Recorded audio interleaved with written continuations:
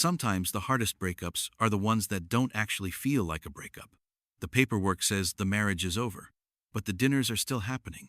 The conversations still feel familiar. And somehow, the intimacy never stopped. In this situation, a couple had been married for 25 years. They built a life together and raised 5 children. Last year, the husband filed for divorce. Then, he changed his mind. They made major changes to try to repair things. They moved to a different state, left their support systems behind, started over in a place he wanted to live, but eventually, the divorce still went through. 3 weeks ago, he moved out. And yet, the relationship didn't actually stop. They still see each other almost every day. They still have family dinners with their younger children. They still go out together. And they're still sleeping together.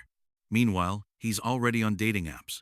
And she knows something about this situation isn't sustainable.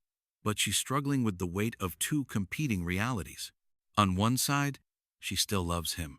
On the other, she knows she's slowly becoming a placeholder in her own life.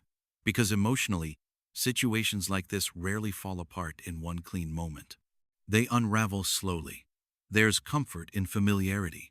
25 years of shared history doesn't just disappear overnight. When someone has been your partner for decades, they aren't just a spouse. They're the person you eat dinner with, the person who knows your routines, the person you text when something funny happens. And suddenly, losing that person can feel like losing your entire daily rhythm. Then there are the kids. 2 of them are still young, 8 and 9 years old. And from the outside, things actually look calm. No fighting, no explosive arguments. Mom and dad still sit at the table together. They still show up as a united front. To the children, the transition has been surprisingly smooth. And that creates a powerful kind of pressure, because it starts to feel like maintaining that picture is your responsibility. Like if the dinners stop, or the outings stop, or the friendliness changes, then somehow you'll be the one who broke the family. But underneath that calm surface is a quieter emotional cost. She's lonely in a new place. She doesn't know anyone yet. The person who feels safest to spend time with is still him. And that makes the whole situation incredibly complicated, because comfort and heartbreak are now coming from the same person. Okay, but let's be honest.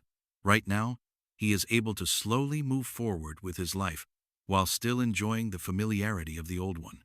He gets companionship, family dinners, sex, shared activities, and at the same time, he's exploring what comes next. But for her, the emotional math is completely different. Every dinner reinforces hope. Every outing extends the attachment. Every moment of closeness quietly delays the grief that eventually has to happen. Not because anyone is intentionally trying to hurt the other, but because comfort is powerful and endings are uncomfortable. So people often stretch the middle far longer than they should. A secure adult response in a situation like this doesn't come from anger, it comes from clarity. It might sound something like this. We can still be respectful co-parents. We can still show our kids stability. But the emotional boundaries of our marriage have to actually end. That might mean fewer shared activities. It might mean creating new routines with the kids that don't rely on pretending the old structure is still intact. And most importantly, it might mean giving yourself the space to actually grieve the relationship. Because grief cannot happen while the relationship is still quietly continuing. And healing usually requires a little distance from the person who broke your heart. Not out of punishment, but out of self-respect, out of emotional clarity, and out of the recognition that you deserve a life that isn't built around waiting to be replaced. So, here's the real question. When a relationship ends, but the habits of that relationship keep going, at what point does holding on stop being about family stability and start becoming a way of avoiding the truth that the chapter is already over?